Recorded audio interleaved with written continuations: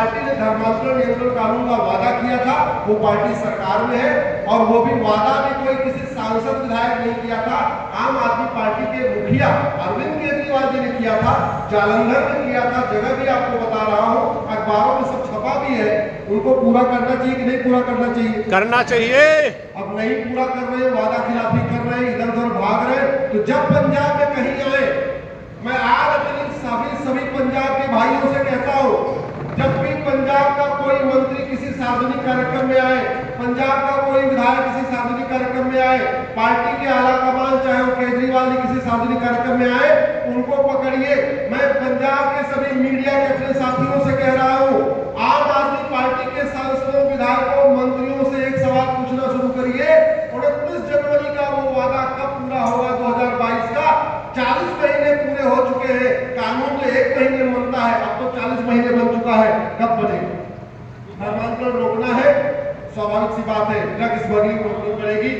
धर्मांतरण रोकना है, फॉरेन फंडिंग रोकनी पड़ेगी। फॉरेन फंडिंग रोकने पे पंजाब में काम नहीं हो रहा है, बहुत बड़ी फंडिंग आ रही है। मेरी PIL चल रही है फंडिंग के ऊपर, जिसमें मैंने आंकड़ों के साथ बताया है कि 50,000 करोड़ की फंडिंग आ रही है हर साल देश में, पूरे देश में।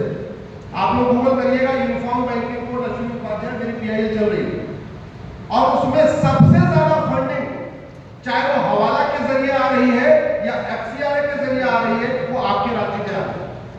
और याद रखिए, जो गलत फंडिंग आती है वो अच्छे काम के लिए नहीं होती है। जो बाहर की फंडिंग आ रही है वो आपको यहाँ पे सनातन धर्म को मजबूत करने के लिए या सिख पंथ को मजबूत करने के लिए नहीं आ रही है। जो फंडिंग आ रही है या तो ड्रग के कारोबार के लिए आ रही है या तो धर्मांतरण को बढ़ाने के लिए आ रही है। धर्मांतरण कराने वालों को बेनामी फंडिंग हो रही है, धर्मांतरण कराने वालों को ब्लैक मनी के जरिए फंडिंग हो रही है, फिर भी इस कानून का ठीक से उपयोग नहीं किया जा रहा है। धर्मांतरण कराने वालों को हवाला के जरिए फंडिंग आ रही है, कानून है फिर भी ठीक से यूज नहीं किया जा रहा है। धर्मांतरण कराने वालों का 99 ईयर की लीज पूरी हो चुकी है, उनकी जमीनें वापस नहीं ली जा रही है। धर्मांतरण कराने वालों को वक्त के नाम पे जमीन कब्जा कर रखा है, वो जमीनें वापस नहीं ली जा रही है। और सबसे बड़ी बात ये, धर्मांतरण कराने वाले माइनॉरिटी बने हुए। पंजाब में धर्मांतरण कौन करा रहा है? जोर से बोलिए जरा। और उनको किसका दर्जा मिला हुआ है? माइनॉरिटी का। तो माइनॉरिटी बन के वो स्कूल खोल रहे, माइनॉरिटी बन के कॉलेज खोल रहे, माइनॉरिटी बन के हॉस्पिटल खोल रहे, और माइनॉरिटी बन के किसको कन्वर्ट कर रहे? मेजॉरिटी को।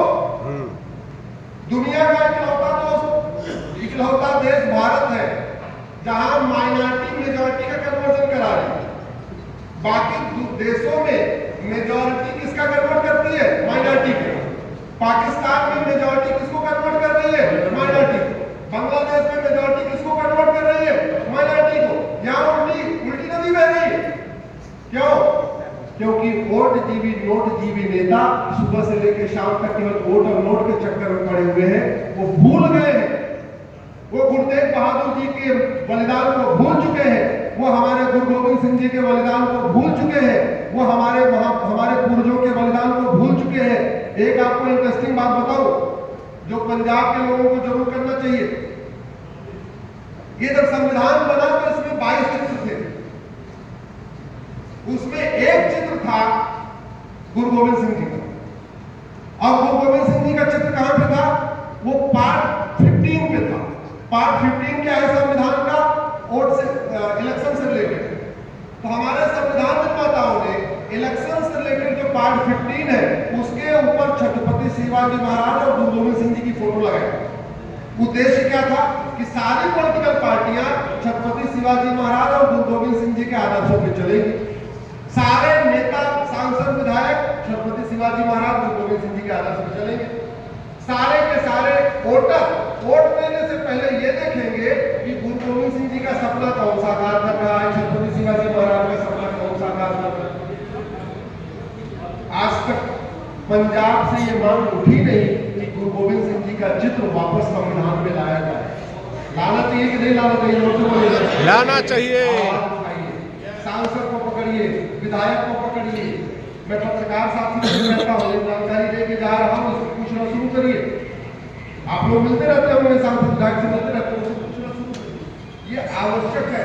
और माइनॉरिटी के नाम पे पंजाब में मेजॉरिटी को कन्वर्ट किया जा रहा है। वो इसलिए किया जा रहा है कि यहाँ की राज्य सरकार ने आज तक माइनॉरिटी को दिखाई नहीं दी। पंजाब में कौन माइनॉरिटी होगा इसको दिखाई नहीं दी। अरे जो कम्युनिटी इतनी पावरफुल है कि वो यहाँ की मेजॉरिटी कम्युनिटी को कन्वर्ट कर रही है, उसको माइनॉरिटी का प्रोटेक्शन मिलना चाहिए क्या? जोर से बोलिए। दवाई बीमार आदमी को दी जाती है या जो स्वस्थ आदमी उसको दी जाती है? ये माइनॉरिटी का प्रोटेक्शन उनको क्यों मिलना चाहिए? वो खुद ही कन्वर्ट कर रहे हैं। यहाँ तो उल्टा खेल चल रहा है, इसको रोकना जरूरी है। मैं इसी के साथ अपनी बात खत्म करूंगा। बहुत सारे और भी वक्ता है, बस एक बात और कहना चाहता हूं। धर्म की जय करने से अधर्म का नाश नहीं होता, अधर्म का नाश करने से धर्म की जय होती है।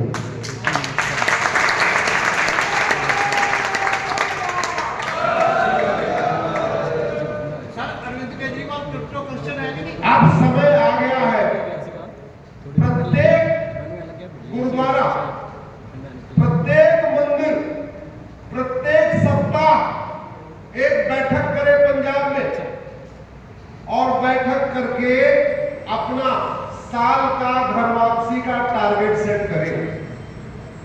मैं आपसे पूछता हूं, क्या एक गुरुद्वारा एक परिवार को घर वापसी नहीं करा सकता एक हफ्ते में? क्या जोर से बोलिए जरा। करा सकता है। साल में 52 हफ्ते होते हैं, 52 वीक्स होते हैं। अगर प्रत्येक गुरुद्वारा ये टारगेट कर ले, हमको प्रत्येक सप्ताह एक परिवार की घर वापसी कराना है, तो प्रत्येक गुरुद्वारा साल में 52 परिवारों की घर वापसी करा सकता है कि नहीं? हम सब कुछ कर रहे हैं। लंगर लगाना धर्म की जय है, मंदिर में पूजा करना धर्म की जय है। लेकिन धर्म की जय करने से अधर्म का नाश नहीं होगा। अधर्म का नाश कैसे होगा? अधर्म का नाश करेंगे तो धर्म की जय होगी। अब समय आ गया है, प्रत्येक जैन मंदिर, प्रत्येक बौद्ध मंदिर भी पंजाब में नहीं है, हाँ अपने तो हिंदू मंदिर है और सिख के गुरुद्वारा है, इनमें हर सप्ताह इसकी समीक्षा किया जाए, टारगेट फिक्स हो, लोगों को लगाया जाए। इससे बड़ी कोई देश की सेवा नहीं हो सकती। घर वापसी से ज्यादा गुरुओं की कोई सेवा नहीं हो सकती। घर वापसी कराने से ज्यादा हमारे गुरुओं का कोई सम्मान नहीं हो सकता। अरे जिस धर्मांतरण को रोकने के लिए हमारे गुरु तेग बहादुर जी ने अपना शीश कटवा दिया, गुरु गोविंद सिंह जी ने अपने 4 पुत्रों को, 4 साहिबजादों को न्यौछावर कर दिया, क्या उनके सम्मान में हम 2-4 लोगों की घर वापसी नहीं करा सकते? क्या जोर से बोलिए। इसलिए सभी व्यापारी, सभी जो सक्षम लोग हैं, चाहे वो धन से सक्षम है, अर्थ से सक्षम है, जैसे भी सक्षम है, अगर जीवन में कोई एक काम करना है, अपना टारगेट सेट करिए कि हमको साल में एक घर वापसी कराना है। ऐसे मंदिर सारे गुरुद्वारे टारगेट सेट कर ले, हमको सप्ताह में एक घर वापसी कराना है। गुरुदेव कहाँ चले सब लोग? ये हो संभव है कि नहीं? अगर सारे मंदिर का टारगेट सेट कर ले, सारे 18 टारगेट सेट कर ले कि हमको साल में 500 लोगों की, साल में 100 परिवारों की, साल में 200 परिवारों की, अब यही समय है। तो सरकार की ड्यूटी है धर्मांतरण रोके और समाज की ड्यूटी है जोर से घर वापसी कराए। धर्म की जय करना सरकार समाज का काम है, अधर्म का नाश करना शासन का काम है। तो धर्मांतरण का अधर्म है, धर्मांतरण कराना अधर्म है, तो धर्मांतरण रोकना शासन का काम है और घर वापसी कराना समाज का। समाज भी कराए, शासन भी कराए, अगर सब लोग मिलकर कराएंगे तो घर वापसी हो जाएगी।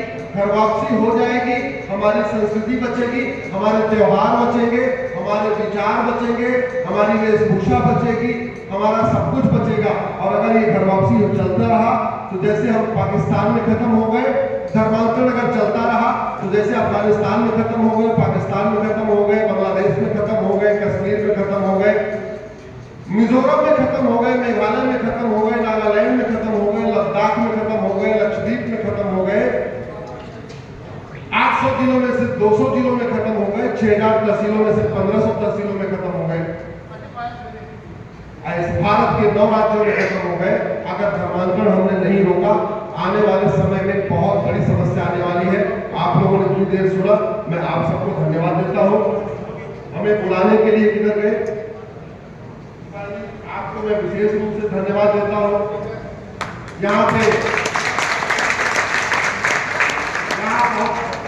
यहाँ बहुत सारे लोग बैठे हैं, बहुत सारे लोगों को मैं जानता हूँ, नाम नहीं लेना चाहता हूँ। कैसे धर्मांतरण रोकेगा? अब ये मंदिर में बैठ के आपको तय करना पड़ेगा, अपने अपने गुरुद्वारे में बैठ के तय करना पड़ेगा। लेकिन ये मान के चलिए, एक बार हमने ठान लिया कि धर्मांतरण हम घर वापसी कराएंगे, घर वापसी रुक जाएगी। बहुत बहुत धन्यवाद, बहुत बहुत आभार।